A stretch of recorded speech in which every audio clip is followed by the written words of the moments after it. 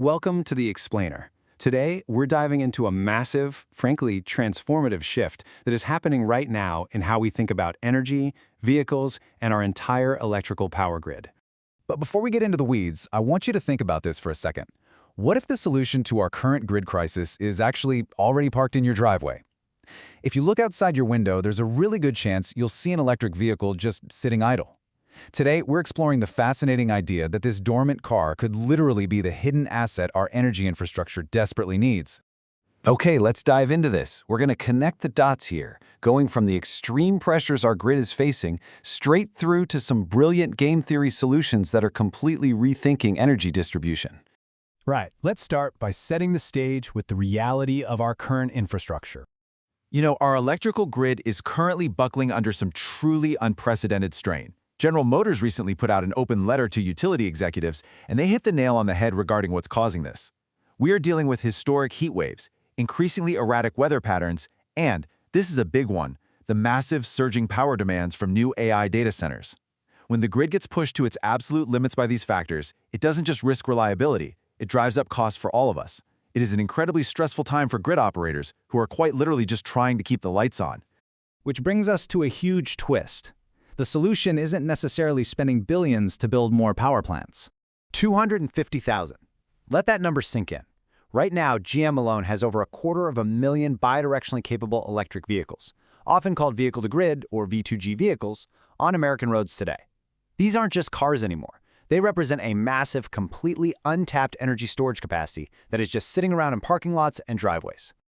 To put the sheer scale of this hidden asset into perspective, those 250,000 cars have the combined energy capacity to help power 120,000 homes for up to an entire week. That is basically keeping a small city running using nothing but the batteries parked in your neighborhood. And the potential here is exponential. The International Energy Agency projects we'll see 250 million EVs globally by 2030. Imagine if all of those could plug into our grids. Now, to understand why we urgently need this mobile energy, we have to talk about the brutal financial reality of fast charging. When you break down the operational costs, it's wild to see how demand charges completely eclipse regular volumetric energy charges. For a 150 kilowatt fast charger, these demand charges, which are basically massive fees that utilities slap on for sudden huge spikes in power consumption, can cause a station's monthly utility bill to quadruple. We're talking about hitting over $2,000 a month just for the right to draw that much power all at once. Let's break this down to the consumer level to see just how tough these margins are. If you compare the equivalent energy of standard electricity to a fuel like propane, 1 gallon of propane equals about 27 kilowatt hours. At 12 cents per kilowatt hour, electricity costs $3.24, compared to propane at roughly $2.09. Because of these underlying costs, plus those massive demand charges we just talked about, a DC fast charger strictly requires a high utilization rate, meaning more than 10 charges every single day just to break even financially. So, how do we solve these high costs and take the strain off the grid? Well, we gamify. The first piece of the puzzle is cutting-edge hardware. Take the newly launched ChargePoint Express Solo. It's the world's fastest standalone charger for mass-market vehicles, pushing an astounding 600 kilowatt charging speed. But here's the real game changer. It was co-developed with Eaton specifically for bidirectional storage integration. It doesn't just pump power into your car, it can seamlessly integrate with battery storage and pull power out, essentially turning everyday parking lots into future-ready energy platforms. And that hardware perfectly enables the second piece of the puzzle, the economics. Researchers from the University of Waterloo are proposing we use these vehicles as mobile energy storages. Think about that for a second. Vehicles literally transporting power via our roads, moving from resourceful stations with surplus energy directly to limited capacity stations that are struggling with overload. To make this actually work in the real world, researchers use a mathematical model called a Stackelberg game. It's essentially like a strategic game of chess. A leader moves first, and then followers observe that move and choose their absolute best response. In this scenario, the grid operator is the leader, and you, the EV driver, are the follower. Let's see how this plays out in real life. Step 1, the grid operator calculates their exact energy needs. Step 2, they play Game Master and post a price incentive. Step 3, EV drivers see this price and accept the incentive to either charge up or discharge power, factoring in their own travel time and battery degradation to find their best response.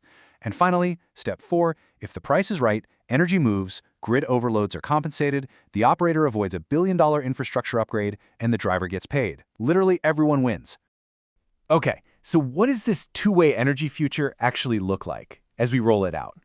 The hardware is here, the economic models exist, and the cars are on the road right now. According to GM, creating this unified energy marketplace comes down to a public-private collaboration across 3 frontiers. First, educating customers on how to enroll with their utility and the value of supporting the grid. Second, creating crystal-clear financial incentives through modernized time-of-use tariffs, so you get compensated appropriately when you step up to help during peak strain. And third, creating a frictionless, automated path to participation. It has to be as easy as buying a bidirectional charger, plugging it in, and instantly joining your local energy marketplace without drowning in paperwork. Wade Sheffer, the vice president of GM Energy, summed it up perfectly in his letter. The technology is already parked outside. Let's turn it on together. I love that because it emphasizes that we aren't waiting around for some miracle invention. The hardware, the vehicles, the economic models, they're ready today.